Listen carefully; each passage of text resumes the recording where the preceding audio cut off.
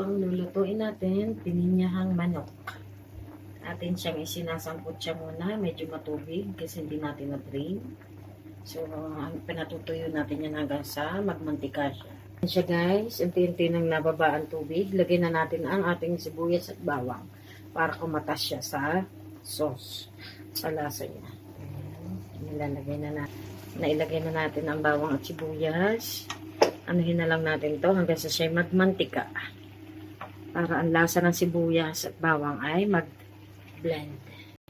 Ayan guys, unti-unti na siya. Nilagyan na natin ang ating sangkap, mga paminta.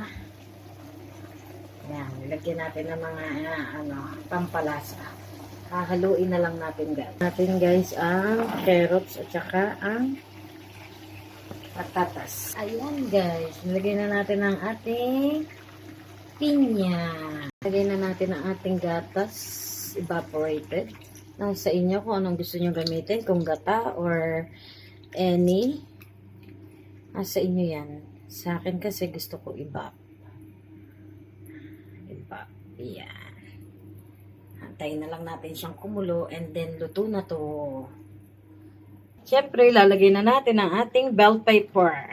Pampalasa nga, dagdag pampalasa and pampaganda. Makulay. Guys, kasi mabilis tong maluto, mas maganda yung medyo crunchy ang ating bell pepper. So, finish na to guys. Luto na tayo. Luto na ang pininyahang manok natin.